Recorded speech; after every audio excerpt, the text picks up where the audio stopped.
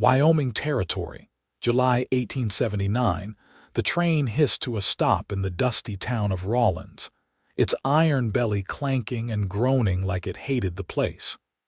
The sun beat down hard, and the wind carried grit sharp enough to sting the eyes. Folks stepped off the rail car, some with purpose, others with weariness, but one woman did not move. She sat on the slatted bench under the depot awning. No suitcase, no hat, no name tag. Her dark hair was pulled back in a single braid fraying in the wind. Her dress, once fine, bore dust and wrinkles. She looked around slowly like she did not know where she was, or who she was. Sheriff Silas Keene had been leaning against the post outside the telegraph office, finishing off a bitter cup of coffee when he first saw her. He watched for a few minutes, figuring someone would come for her. No one did. He walked over.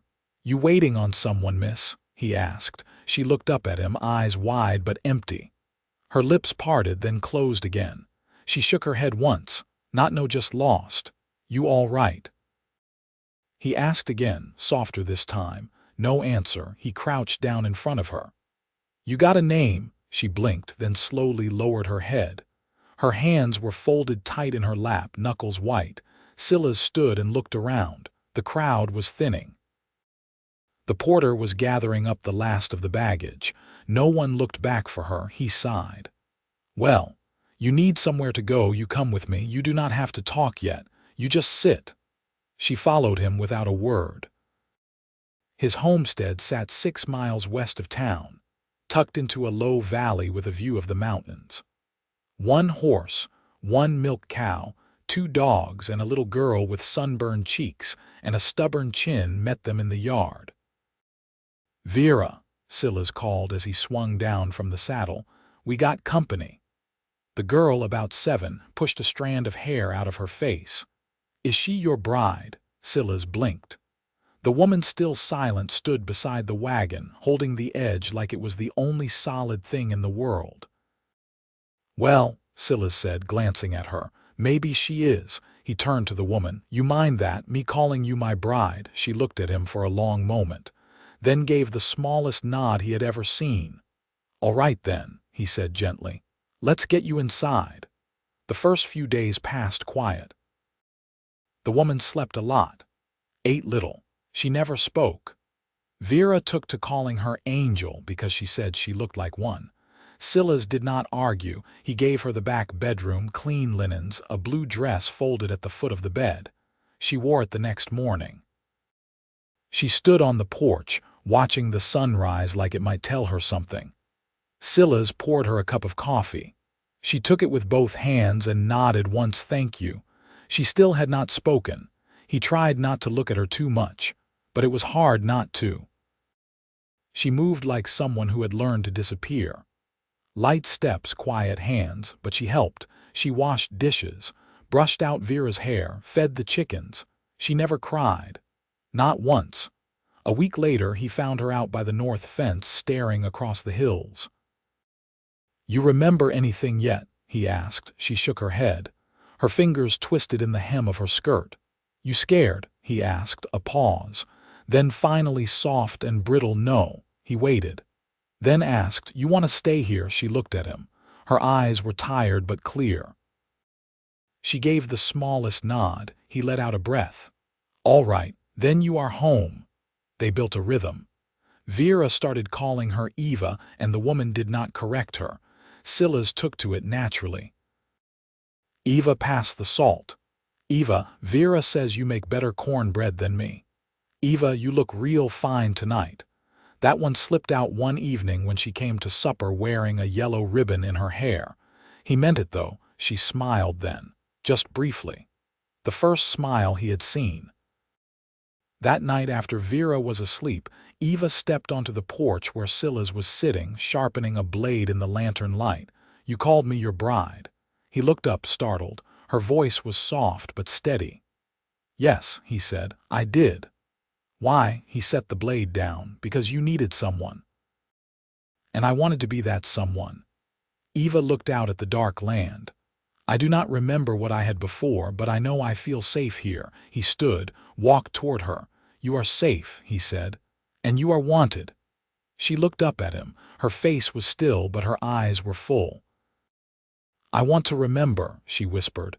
He reached out and brushed her hair back behind her ear, slow as dawn. You do not have to remember a thing, he said. You can start here. She leaned into his hand just for a second, then she nodded. All right. That night she slept in his bed. Not for passion, just for nearness. She curled against his side, trembling a little. He held her close and whispered, You are not alone. She did not tremble after that. Weeks passed. She laughed now, light and quick. She made pies. She told Vera stories while brushing her hair. She still could not remember her last name or where she came from. But she remembered a song one day while washing clothes.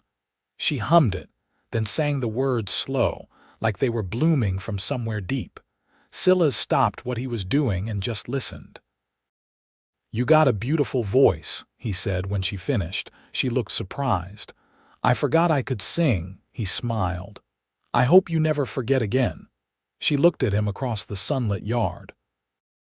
Neither do I. One evening, as the sky turned gold, she brought him a letter she had found tucked in the lining of her old dress. It was stained and torn, but the name was clear. Evelyn Ardell, she read aloud, voice shaking. That is me. Silas looked at her. You sure? She nodded. I remember now, not all of it, just that name, and that I came west to escape something bad. You do not have to tell me, he said. She stepped closer. I want to, but not tonight. Tonight I just want to sit with you. He opened his arms. Then come here, Evelyn. She did, and she stayed. Evelyn stood at the east window in the early morning quiet, her hands loose at her sides, watching the fog lift off the low pasture. The cows were still tucked near the cottonwoods, their shapes barely visible in the pale light. She had begun rising before the others, not from unrest but from something gentler, a need to feel the day before it asked anything of her. Silas came in from the barn in shirt sleeves, his boots tracked with damp soil. He paused at the door, studying her, not with hunger or doubt. Just attention, like he was learning something new each time he saw her. You always look toward the hills, he said, folding his hat onto the table. I like the way they hold the light, she answered without turning. He stepped beside her. You think you came from somewhere like that? No, she said, voice certain. The place I left didn't have room for light. Silas didn't press. Instead, he reached for her hand and she let him take it. His palm was rough, but his grip was careful. He didn't say anything else. He didn't need to. That afternoon, she stitched a seam back into Vera's Sunday dress. The girl had caught it on a splintered fence post the week before. Evelyn sat on the porch bench with needle and thread, her brow furrowed. Vera sat on the steps below her, carving shapes into the dirt with a stick. Were you a teacher? Vera asked. No, Evelyn said. A doctor, she smiled faintly. No, not that either. Vera turned to look at her. You sew like somebody who's done it a long time. I had to. Silas came up the path then, a coil of fencing slung over his shoulder. Vera hopped up and ran to him. He set the coil down and lifted her easily. Evelyn watched as he kissed the top of his daughter's head, then looked up and caught her gaze. There was something unspoken in it, not a question, a comfort. That evening, Evelyn asked if she could ride out with him the next day. You ever handled a horse? He asked as they washed up after supper. I remember holding a bridle. That's all. We'll start there. They rose before the sun, and Silas led her to the chestnut mare, steady and broad-shouldered. He saddled slow, explaining each step. Evelyn listened, her hands folded, then mirrored his movements when he gave her the reins. The mare stepped carefully under her, sensing the unfamiliar rider. Evelyn sat still, knees tight, spine stiff. Let your hips move with her, Silas said, riding beside her on the bay gelding. Don't fight her rhythm. She adjusted, breath shallow. But after a few minutes, she eased into it, the tension in her shoulders loosening. They rode in silence, the only sound the creak of leather and the soft thud of hooves against sun-dried earth. When they stopped near a stand of pine to rest the horses, Evelyn slid down awkwardly, her legs unsteady. "You all right?" he asked, handing her a canteen. "I will be," she said, then took a drink. "My legs feel like they belong to someone else. You'll earn them back." She smiled at that, the kind that starts slow and settles deep. "I think I trust you." He didn't answer right away. He reached for her hand again, not to hold, just to brush his fingers along the inside of her wrist. "You don't have to," he said, "but I want to be worthy of it." Later, once the sun had dipped low and the horses were watered, they sat on a flat rock overlooking the valley. Evelyn picked up a pine cone and turned it over in her hands. "There was a man," she said, not looking at him. "Back east. He wanted me to marry him, said it was my place, my duty. I said no. Silas didn't move. He locked me in a room for 3 days. Said I'd change my mind." Silas looked out over the land. "How'd you get away?" "My sister left the door unlatched. I ran. Got on a freight car out of St. Louis and didn't stop until I woke up in Rawlins with no name and a cracked rib." Silas didn't speak. He just listened, chin low, hands resting on his knees. "I was afraid I'd bring that man's shadow with me," she said. "But out here it's like I can breathe again." "You're not in his reach," Silas said. "Not anymore." She nodded, and this time when he reached for her hand, she held it firm. They rode back just before dusk. Vera met them at the gate, waving a stalk of wild grass like a flag. Evelyn leaned down and touched her hair. "I think I remember how to ride now." Vera grinned. "You look like you belong on a horse." As they unsaddled, Silas asked, "You want to come with me to the harvest dance next week?" Evelyn paused. "Would that make us official?" "Only if you wanted to." She looked at him, the lines around her mouth soft. "I think I do." And that night, as the wind moved through the cottonwoods and the lantern burned low, she pressed her palm to his chest and whispered, "I never thought I'd feel safe enough to want this. But I do. With you." He took her hand and kissed her knuckles one by one, like each word mattered. "Then we'll make a life out of that." By late August, the days held a dry stillness that made sound carry farther, and the nights cooled just enough for quilts to come out again. Evelyn had begun keeping a small garden behind the house, coaxing beans and squash up from hard, packed earth. Her hands bore fine scratches now, and dirt lingered under her nails no matter how often she scrubbed. She didn't mind. The work tethered her to the place in a way that felt steady. Silas spent his mornings riding fence or hauling water up from the springhouse. In the afternoons, he taught Vera how to read the sky for weather and the land for tracks. Evelyn watched them sometimes from the porch, her mending in her lap forgotten, warmed by the low rumble of Silas's voice and Vera's quick questions. One evening, while Silas cleaned his rifle on the porch bench, Evelyn brought out a narrow wooden box she'd found tucked high in the barn rafters, wrapped in oilcloth. She set it beside him. "I didn't open it," she said. "Figured it wasn't mine to pry." Silas ran his fingers over the lid slow. "It was my brother's. He carved that box when we were boys. He died in Wyoming Territory before it was even a state." Evelyn sat beside him, careful not to touch the box. "What happened?" "Snow came early. He got caught south of the pass, alone. I should have gone with him, but I let pride win." Silence stretched, filled only by the creak of wood and distant coyote song. "You carry that?" she asked. "Every season," he said, "but less now." She didn't offer comfort, just reached over and wrapped her hand around his wrist, grounding him. Later, as they put Vera to sleep, Evelyn lingered by the doorway while Silas tucked the girl in. Vera reached up and whispered something, and Silas leaned close to listen. Evelyn caught only the end. If she stays forever. He didn't answer right away. Then he looked over his shoulder toward Evelyn and said, I sure hope so. Afterward, Evelyn walked out into the yard, letting the dry grass brush against her skirts. Silas followed, his lantern casting long shadows. Do you think it's all right, she asked, that I don't miss the woman I was before? He stepped beside her. I think sometimes starting over is the bravest thing a person can do. She turned toward him in the dark. Would you still want me if the rest of my remembering never comes? I don't want the past, he said. I want who you are now, who you become. She looked at him for a long moment. I want to marry you, she said. He blinked. You sure? I've never been more. They didn't tell Vera until the next morning. The girl stared at them both, then frowned. But you already call her your bride. Silas grinned. Now I get to mean it proper. The wedding was held on the first Sunday of September, behind the house where the cottonwoods cast long shadows. Evelyn wore a faded blue dress and a sprig of goldenrod tucked behind her ear. Silas shaved close, and Vera wove a crown of wheatgrass for her own head.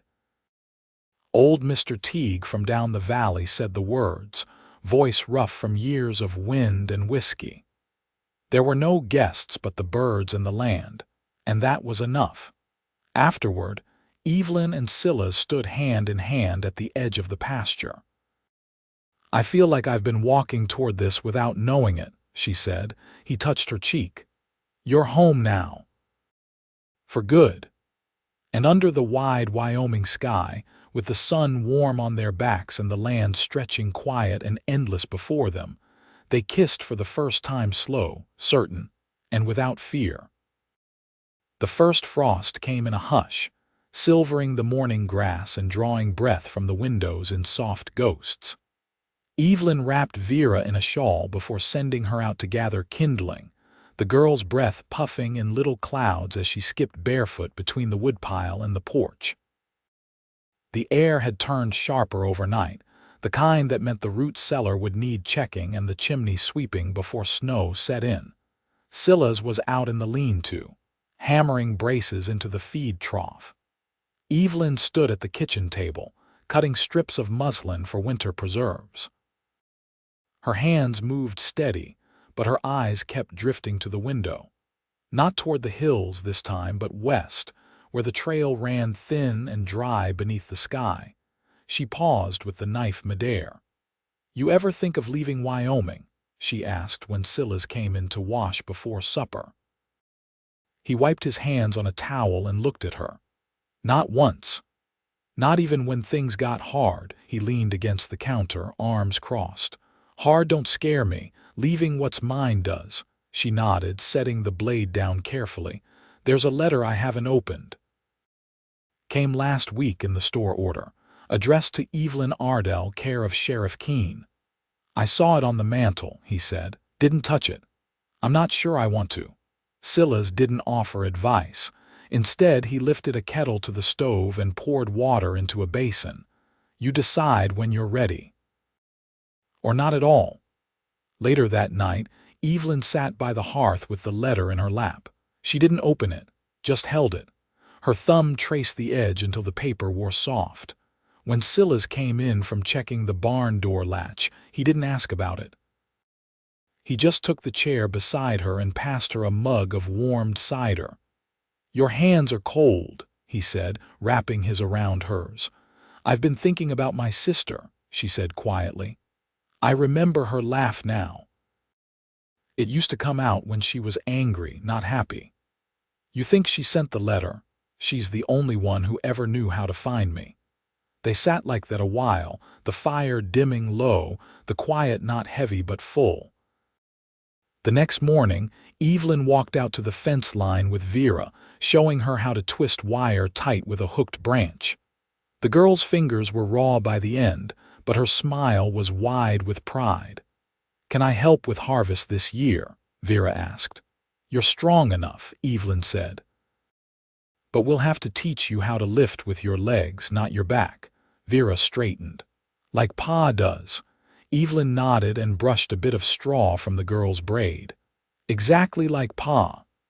That evening, Silas returned from town with a cloth bundle tucked under his arm. He set it on the table without a word. Evelyn unwrapped it to find a bolt of dark wool and a length of indigo-dyed calico. "For you and Vera," he said, not quite meeting her eye. "Thought maybe you'd want to sew something warm before the snow."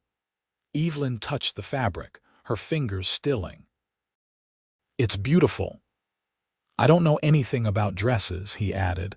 "Just thought it looked like something you could work with." She looked up then. "You've never once tried to guess what I needed. You always just ask or wait." His voice was quiet. "You're not something to figure out. You're someone to walk beside." She reached across the table and took his hand. "Then walk with me tomorrow. I'm ready to open the letter." They sat on the porch the next day, the sun low, crows circling above the far trees. Evelyn peeled the seal with careful hands. She read it silently, lips pressed thin, her eyes moving slow. When she reached the end, she folded it once, then again, and tucked it into her skirt pocket. "She's alive," she said. "Living in Colorado now, married. She wrote to say the man I ran from died in spring." Silas waited. "She says I left a piece of myself behind, that I should come visit. She doesn't ask me to stay, just not to forget that I had a life before this one." Silas didn't speak until she looked at him. "You want to go?" Evelyn shook her head. "I want to write her back. But I'm not going anywhere." She stood and stepped down into the yard, where the wind stirred the grass low. She turned back to him, her braid lifting in the breeze. "I found my name again. But I don't need it to know who I am now." He met her down the steps, taking her around the waist as if she were already part of the land, like the cottonwoods or the creek that never dried. "You're Evelyn Keene," he said, voice low. "And you always will be." She leaned into him, forehead resting against his chest. "That sounds like the end of a long road." He kissed her temple, his lips warm against her skin. "It's only the start of the one we're on together." The wind came down from the high country with a dry bite, carrying the scent of snow before any fell.